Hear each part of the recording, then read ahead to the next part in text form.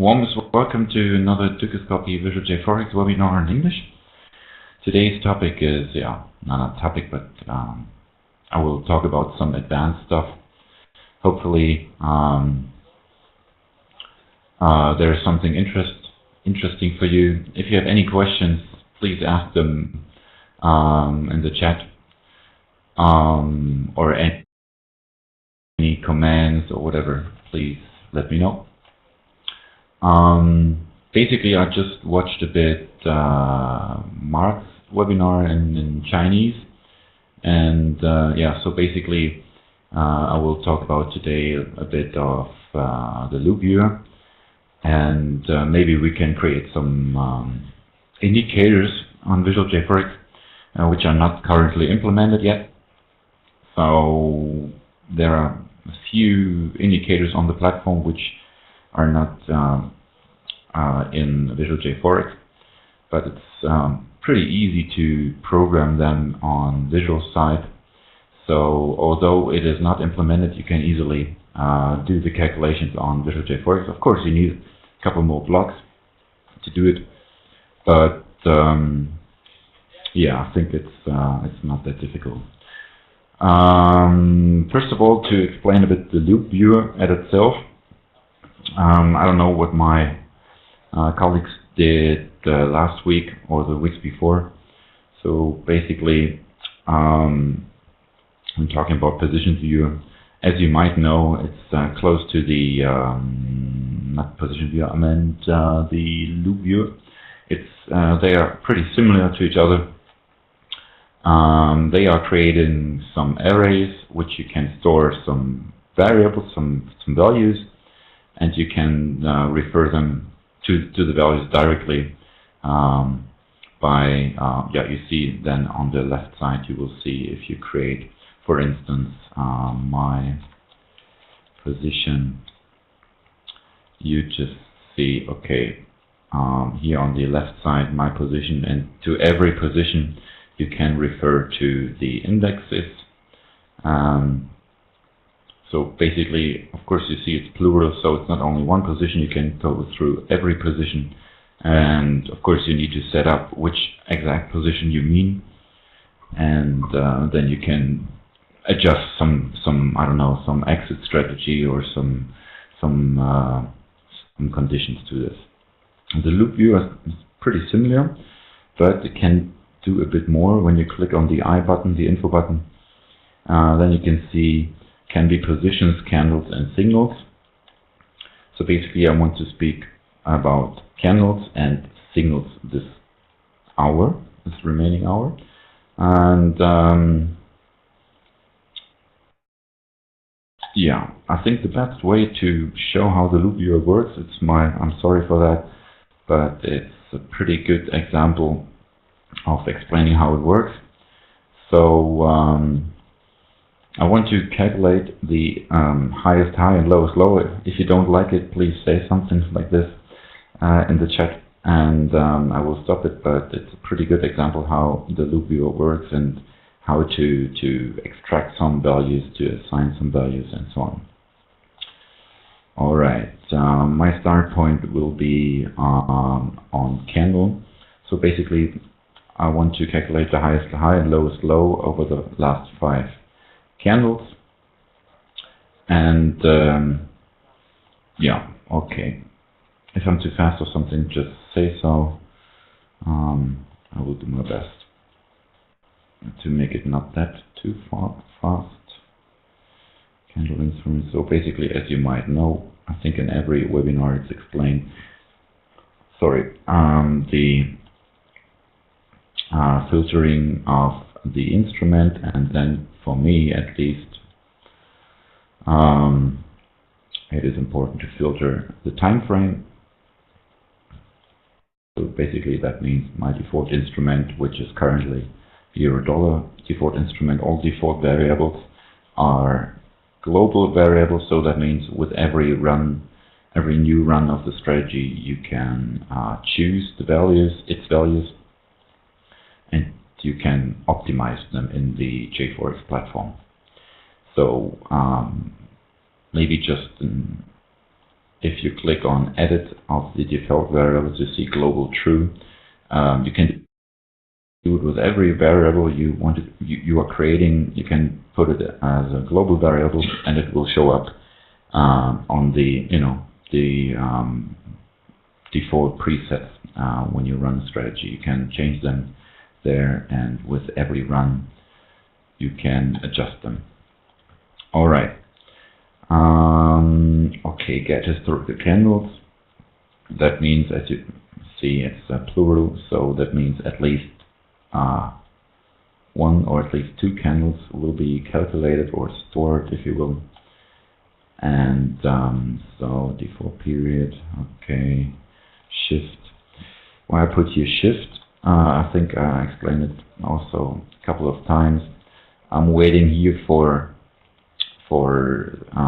the full candle. After the candle is filled completely, then the signal comes, okay, on the next candle, which is not fulfilled yet, which means open, high, low, close are almost the same. So I'm referring to the last full candle. That means shift 1. If I leave this block out, then of course you can do it like this and put shift 0. That means the current candle. But be careful when you want to have certain values out of it, like high, low, open, close. It's a bit tricky, so you need to know exactly what you want. So in my case, I just want to refer to high, low of past candles. So this logic is, I think, the best one in that case. All right. We have here R, so let's change also the R side.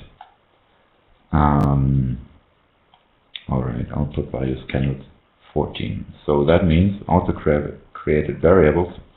You see here that there's candles 14 already created. So we don't need to do anything. Of course, you cannot refer to its values. You can only refer to its values when you put them in an array like the loop view. Okay. Later I will compare certain values with the high and the low. The thing is, the first run of this strategy of the blocks will I'll show you later. I'll let a bit space here. Okay, not this one. Okay, my candles. Okay.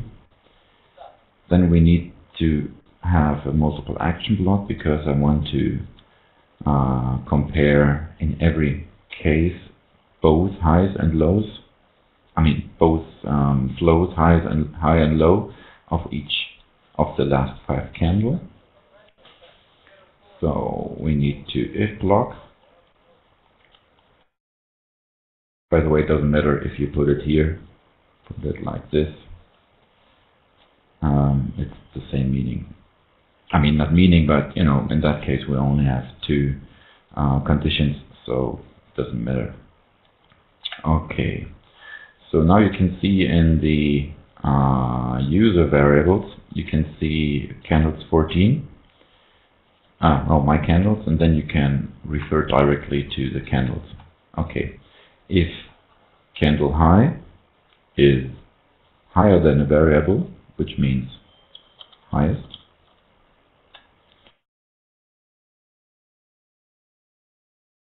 and if candle not lowest, if candle low, and let's create another one, lowest.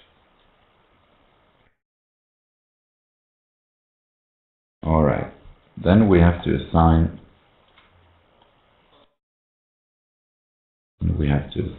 candle high, candle high to the highest and candle low to the lowest. Let's do it like this. Okay. So the thing is, when I run this, like I run the strategy, and according to this logic, the highest is 0 and the lowest is 0, because I don't define any value for it. Even if I define something,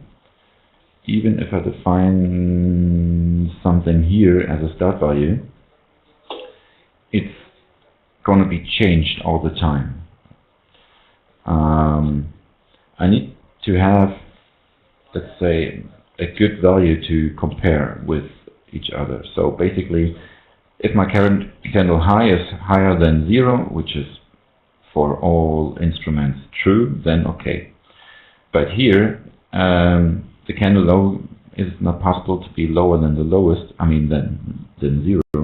So we need to assign some certain values for high and low, because for high, once it is, let's say, euro dollar, it's 137 or something. And if it when 10 candles goes by or went by, then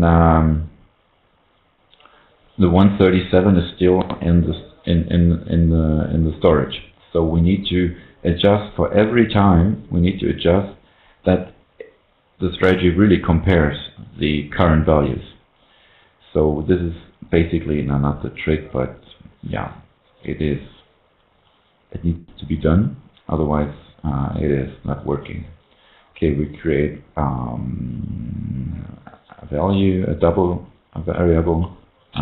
but we assign highest to 0, and we assign lowest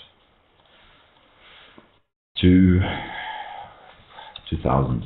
Because of gold, gold is a bit higher. I think Hong Kong dollar is also pretty high, so you may adjust this variable or this value. So, okay, and when you run it, it's pretty small component, let's say like this.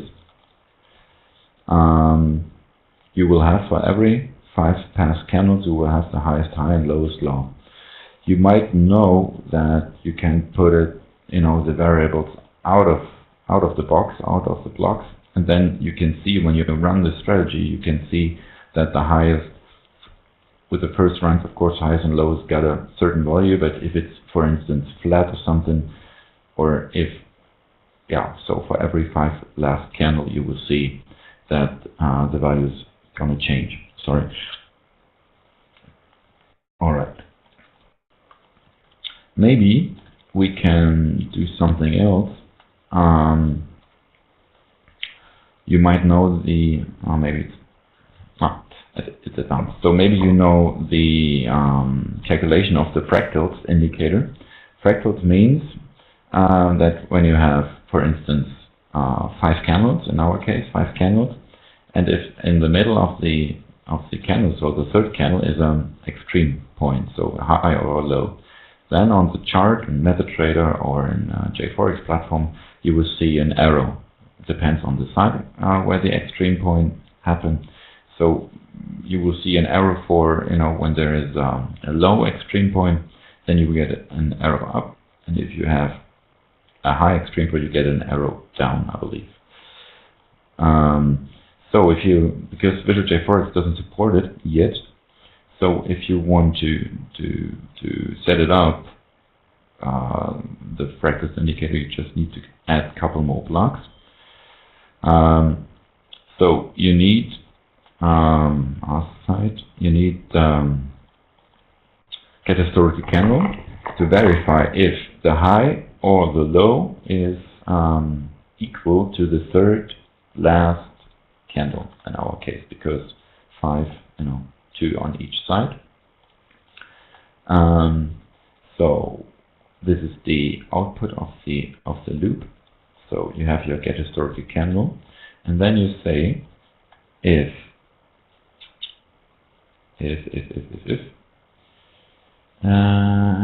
candles 22, if the high of the third last candle is equal, we both have it on our side, so it must be equal if there is a fractal, then do something. Maybe sound alert. Whatever. It's just for the showing purpose. And if it's not, then the candle low must be equal to the lowest in that candle. Alright, so this is basically the strategy for the fractals indicator. Or not the strategy, but you know, it's the same logic. Of course, you can you know, the shift variables, you can put it as I can show you, shift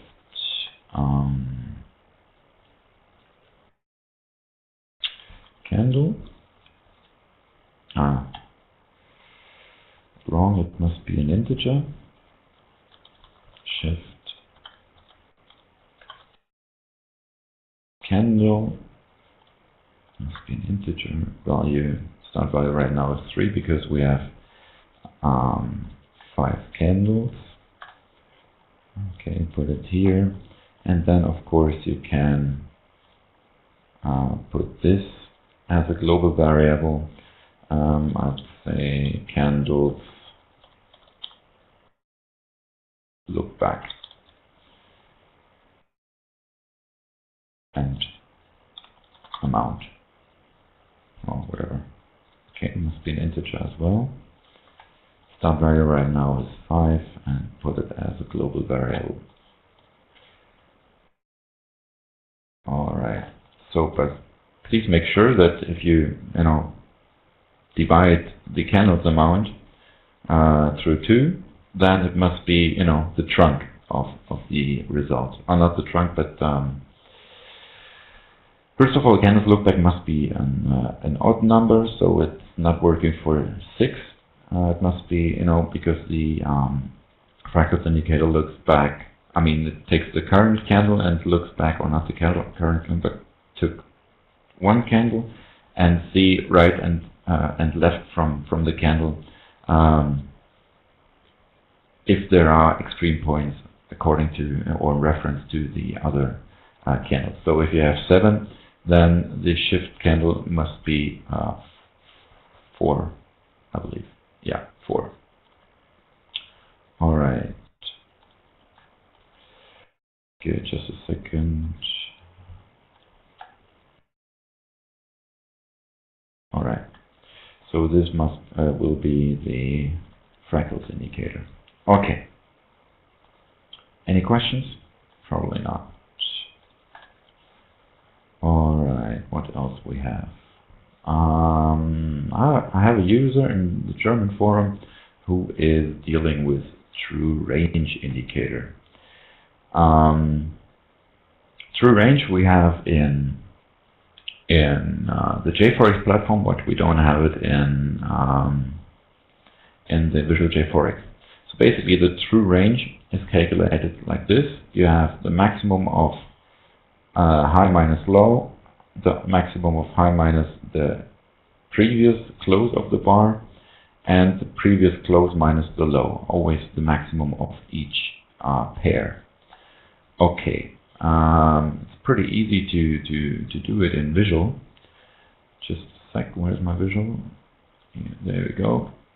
Okay, let's take a new one. Oh, maybe not. Just let me check.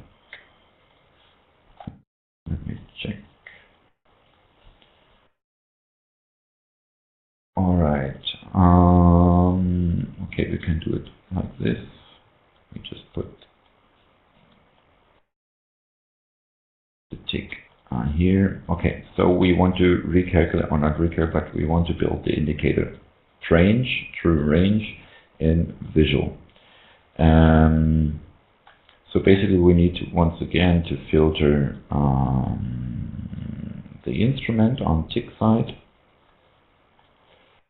Let's take tick bit, and it is, oh, not this one, sorry. Tick instrument is equal to default instrument, and then we need to have 2 candles, 2 past candles.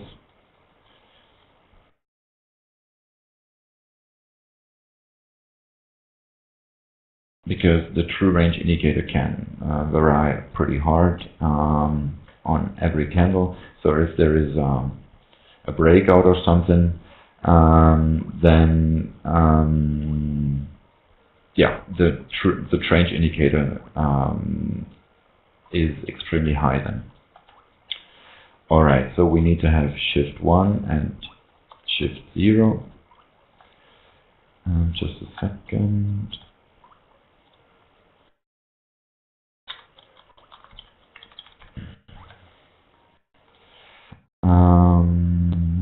Okay, bit size.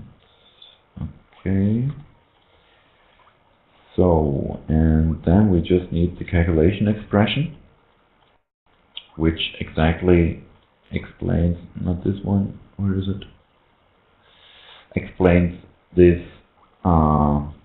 calculation, basically.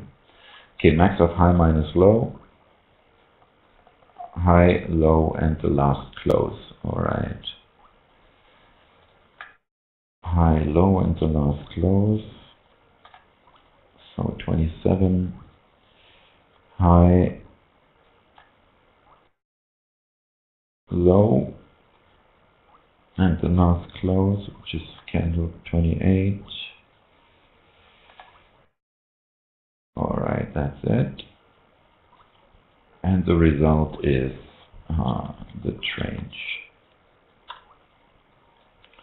Okay, so it means max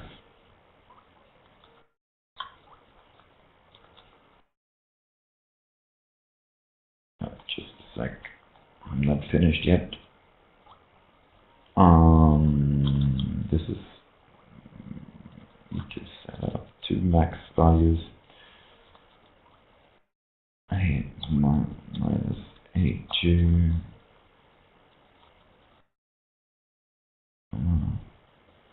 8 1 minus 8 3 in brackets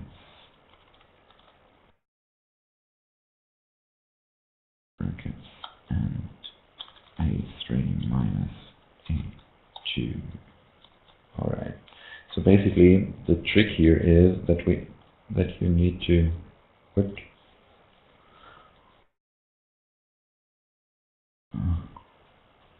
not that. Now it's working. So you need to first of all maximize this one, this output, and then compare it to the other one. So you need to set up two max output because you see in the definition that you only can compare two values. So you need to set up because we have right now three values. So we need to set up the maximum of the two values so that we extend our variables. So if you, for instance, want to compare 4 variables, you need to enter another max function. All right. So yeah, and basically that's it. This is the range, the true range indicator. Pretty easy, I believe. You can do it if you want to have any other indicator. Just make sure Google it and see what is the logic behind it, and then you can program almost every indicator on Visual by yourself. Yeah, I think it's pretty easy to do it. All right. What else? I wanted to show you something else. Half an hour. Let's do another strategy. Not strategy, but some signals. For instance, you have several, or let's say you have one strategy. You have one strategy which is running for each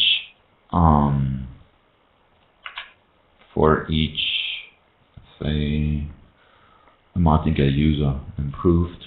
Okay, so Martingale, I believe, is known to you, Martingale is like roulette. If you bet $1 and you lose, you bet the next time $2 and you lose.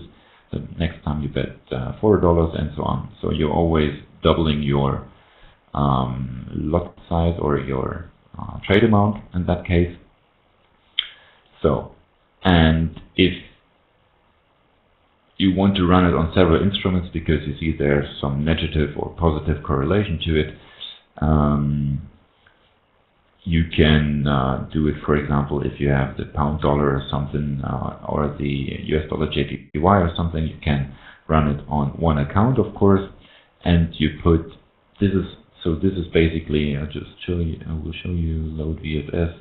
So this is the strategy itself. It's not that big, but it's a bit big.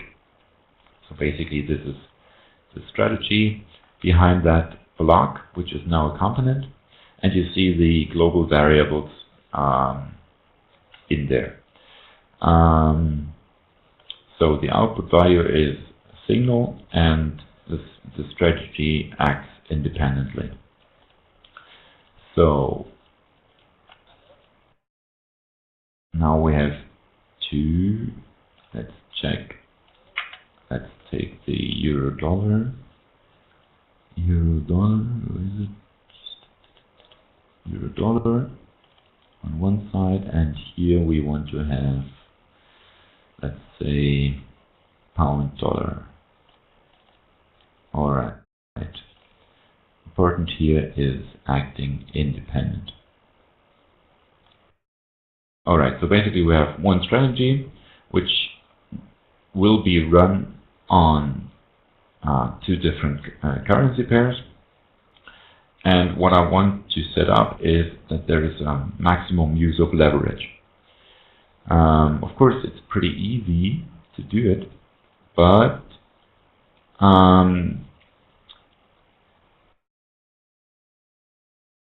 no but. Alright, components. It's pretty important here, as I told probably before. You see there is an arrow which is showing to the block of the strategy, and there you see on tick on candle trade event. So these start points need to connect to this strategy. So what we will do is do it like this, and if account use of leverage is, let's say double, is, I don't know, 50%, or if it's less than 50%, then act, then execute the strategy. If not, stop it. If it's higher, then start the strategy. So the thing is, of course, it's pretty easy, but when you have several strategies, and even inside those strategies, you have a maximum use of leverage, or you say, okay, if it's too risky on one strategy, maybe the other strategy is working well. For instance, you have on the euro dollar, you have no exposure, or let's say 1% use of leverage, while you have on the pound dollar on the cable, you have, I don't know, 20 or 30 or 40% use of leverage. Then in order to not break your whole account, then you can set up let's say a meta strategy that is monitoring all your strategies. So as a watcher, let's say like this. So if the use of leverage of all your strategies on your account is less than 50, the strategies are working correctly or not, working according to their logic. And if it's higher, then stop everything. Of course, you cannot. You can define something else. You can take, I don't know, a breakpoint or something, or I don't know, or maybe a sound alert is also good. So if it is, I believe, not possible yet to get a notification via SMS or email, but I think in the future it will be possible. So if you are somewhere and your use of leverage of your account is bigger than 50%, then you will get a notification in future, not yet, of course. So once the use of leverage is back to normal, or let's say below 50%, then the strategy is working according to their logic.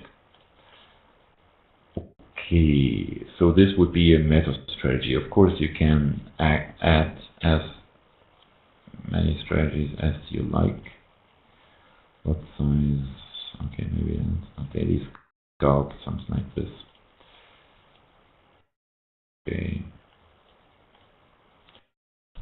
Okay, so something like this. So I showed you how to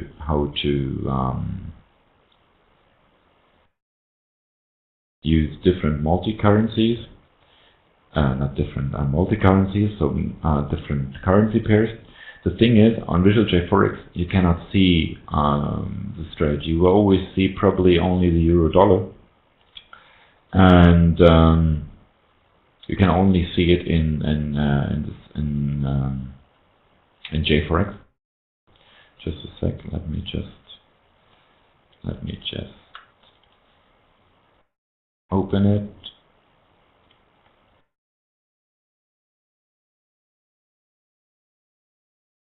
Show you how it's done in JForex platform when you have multi-currency strategies.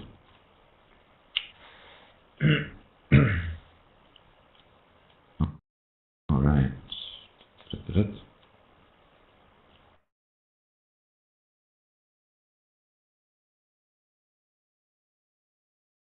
sec.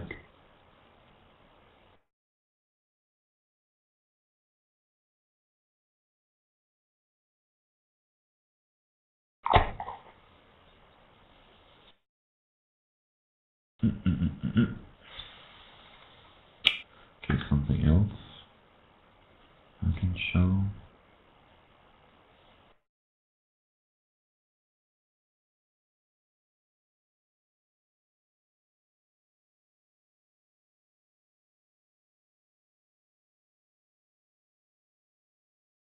All right. So if you have your historical tester, whatever, like this, or you open your whatever strategy. Let's take some visual strategy like RSI, and then you see instruments, and then you need to choose the same instruments as you have in your strategy, so basically euro dollar and pound dollar, so you need to tick them, otherwise it will not work to show you the visual side. I mean that when you run the strategy visually, you can see at least the output, and hopefully the results are segregated or separated from each currency pair. All right. I think when you just click on contest, when you're signed in, click on contest, and then you can see all the strategies from different users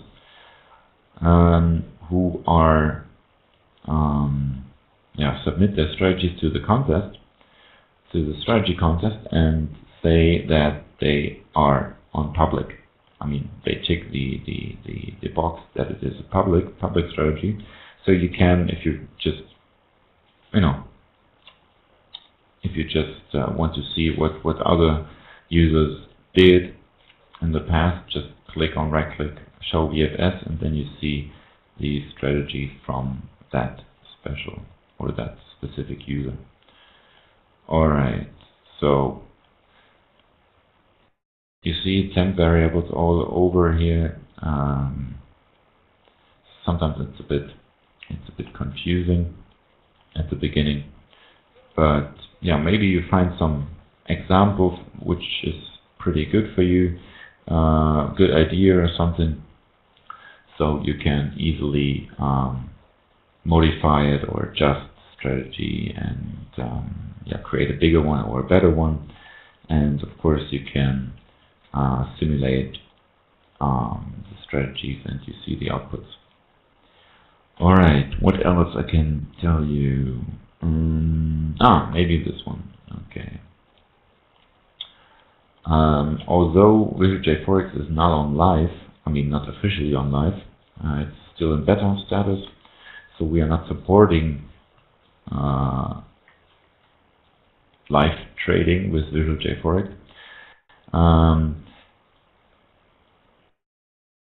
You will see if you run your strategy on live, you will see maybe some difficulties in execution on live.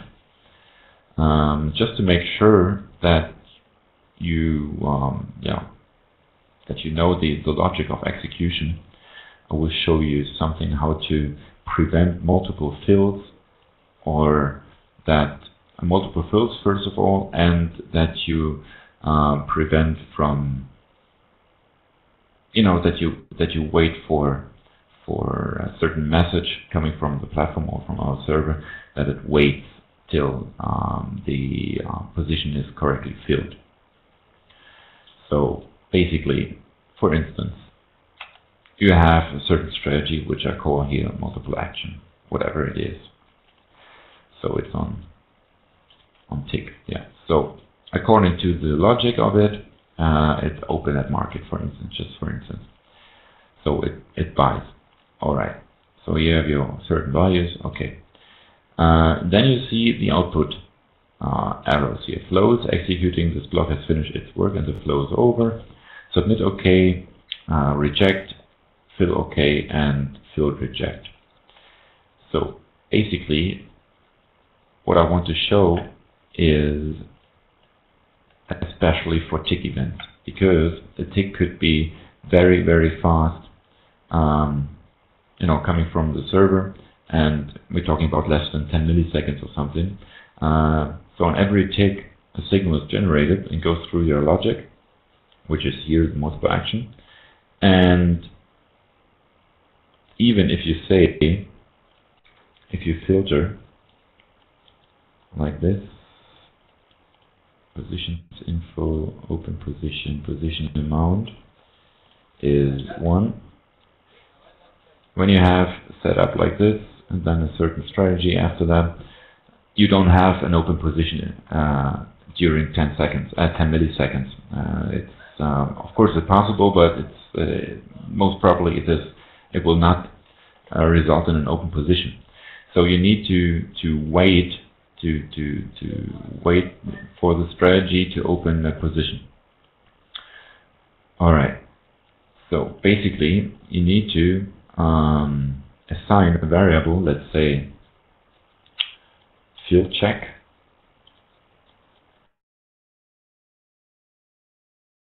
it's a boolean, which means yes or no. Start value is true, let's say false. Okay.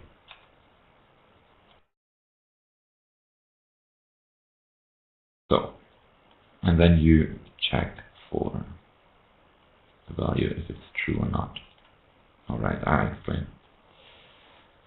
Alright, so what I want to do, or what I want to explain you, is executing the difference between flows executing and the difference between submit OK and fill OK. Alright, so submit or flows executed means that this block, after this block has finished, so the strategy sends an order for execution, then the next block, without any latency, will be executed to the next one. This is that output. This one is submit OK, so that means that you receive an answer from the server that the submission is, or that the server received the submission of the order. And fill OK means that you get the message that the order was filled. A filling order could be either in 10 milliseconds or it could be a bit later. So after you have let's say, do I have a tick chart here? Yes. So basically, in that case, you have, I don't know, let's say, so 044. Okay, so these are 200 milliseconds. Okay, but sometimes you have very close ticks. So that means 10 milliseconds, 15 milliseconds or something. So you don't get a fill okay before, I mean, you don't have an open position in 10 milliseconds and you don't get a fill okay. So that means you don't have an open position. When you wait for a submission, it could be also the next tick. So when you just tag the output as flows, then you assign the value of fill check to true. Not to true, to false. I'm sorry. To false. So first of all, fill check is false. So when the next tick arrives, the fill check is false. So it is not buying anymore. All right. On trade event, we say if trade event, last trade event type is position fill, then assign fill check to true. So that means, as you might know, after a fill of the position of the last trade event, so which means a position fill, hopefully, you check once again. First of all, you have an open position here, so this is not working anymore. But if you have it like this, once again, the strategy is checking for its conditions, and then it buys another position, or orders another one, and and every time it is waiting for a fill. Okay, but what happens if there is a rejection on the server? Then the fill check variable will never set to true again. So that means basically that the strategy has stopped. So you need to define a couple of more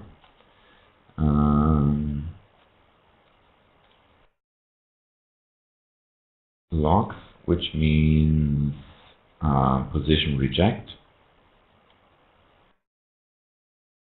and what also could happen is that you got a fill reject. Okay, all these three conditions could be, resulted in a fill check that it's true. So if you got an answer from the server, either it is filled, it is rejected, or it is partially filled, then you get, or then you assign the fill check to true again. So that means that first of all, the strategy doesn't stop, and that it can trade or checking for its condition until the new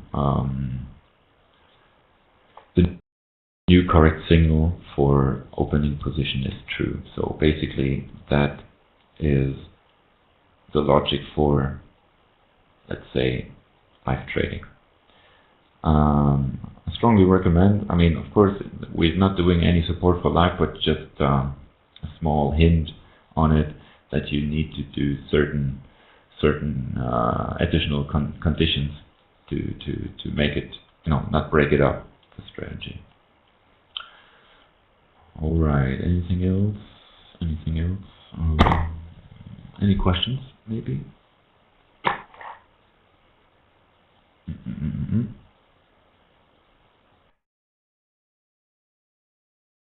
Maybe another one. I was dealing with a user who had assigned several stop loss and take profit in less than 1 second. Maybe you have also reached someone when you receive on demo accounts. You see sometimes in the logs, according to your strategy, that it says something like cannot change position, or error cannot change position or order in less than 1 second. This happens quite often, as far as I know. So let's work a bit more with the trade event start point, because just let me delete it. Basically, when you have several positions,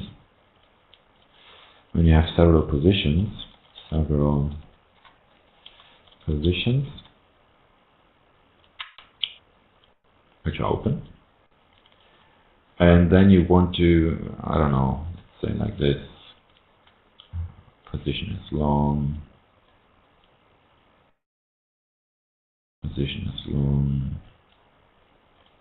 and then, for instance, that stop loss on a price base. It's just an example. It makes no sense, but it's just an example. Hoppala.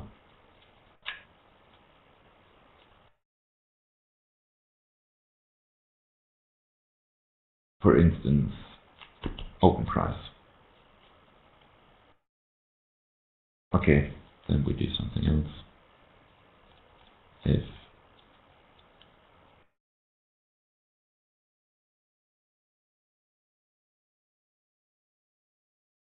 profit loss in pips is bigger than 10.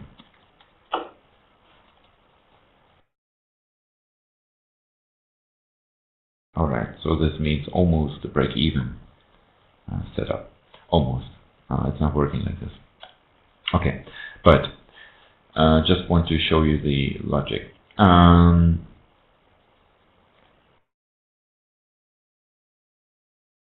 Alright, so as soon as any variable has profit loss or profit of 10 pips, then the open price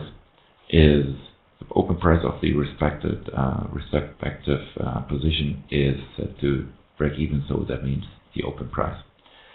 So also, when you have, for instance, 50 open positions, and all of them are, let's say, from 10 to 50 pips in plus in profit, then the strategy, of course, because that is the logic,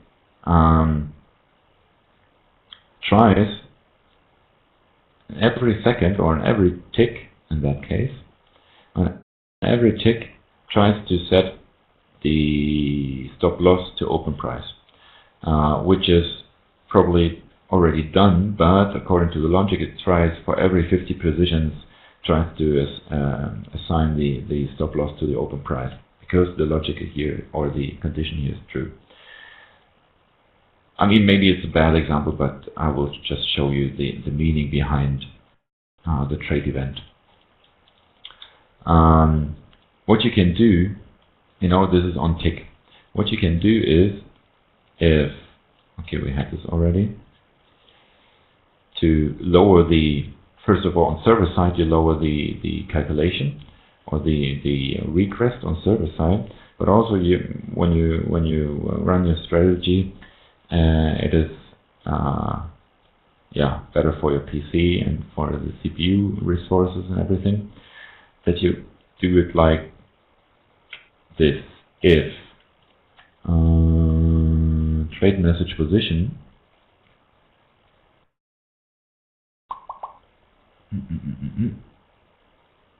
oh, maybe it's not a good idea.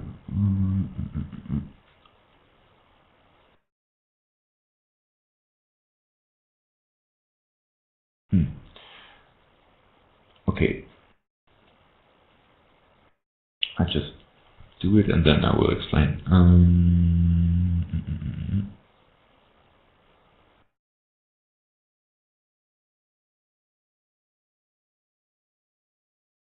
Second.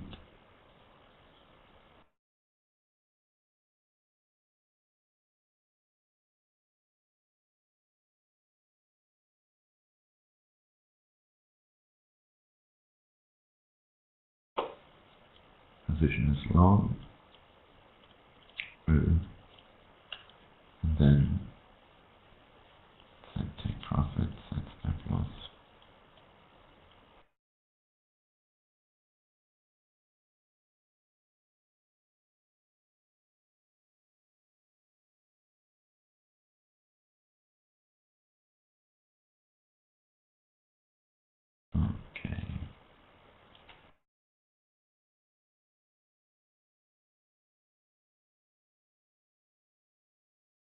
Come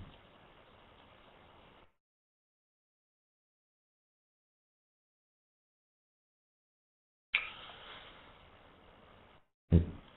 It is working occasionally. There you go. Alright. So stop loss would be, I don't know,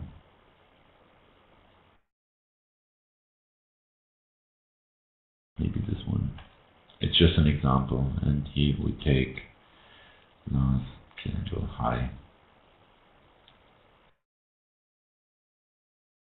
Okay. So, I just want to show you the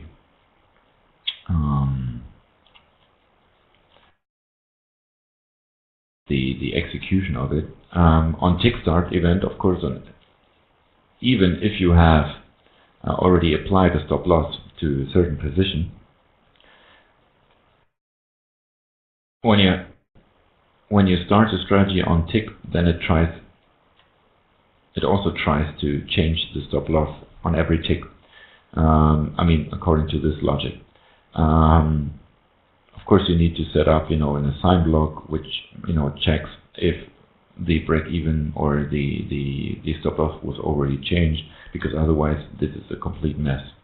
What also you can also do to put it on a trade event. I mean, not in that case to do profit loss of 10 pips, because it's on trade event only if you have a fill, reject, or close order or something, then it's generating here a signal. And of course, if you trade only one or two positions, one position, I don't know, is then 15 pips in profit, you cannot see it because there is no trade at all, no trade event happened, so you cannot see if the profit loss is is higher or bigger than the 10 pips. So sorry. So what I just want to show you is when you put it on trade event, you can, after a successful fill, you just have one request to the server, which is applying the stop loss and the take profit, and that's it.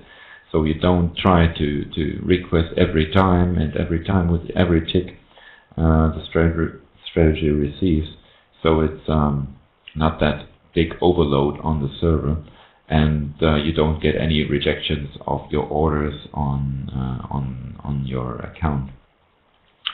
And yeah, so basically what I prefer is when you do know after a position is open where is your take profit and your stop loss, first of all, then I would recommend you to do it in that logic, because it's much more efficient. On the other side, when you want to apply after a certain value, profit loss in pips, you want to apply for break even, then you need to assign some value that it is only trying once. So after the break even is applied, then it's not trying anymore to apply it once again to break even. Otherwise, your strategy will be very, very slow in backtesting. Alright, I think that's it. I hope it was something new or something interesting for you. And next week, I believe, is Bruno once again on the webinar, and he's talking about once again the introduction. If you have any recommendations to the topics of our webinars, please write them down in the forum as a suggestion, and I'm pretty sure we will consider this to put it as a topic. At least I'm doing it for the German webinar, so there are users which are suggesting some topics, and I will do it, because every month you do almost the same. So if we need your feedback, so if you want to have something new to be shown or something, then please let us know, and we will create something for you. All right, have a nice day, and I think now the analyst team will take over. All right, have a nice day. Bye bye. Ciao.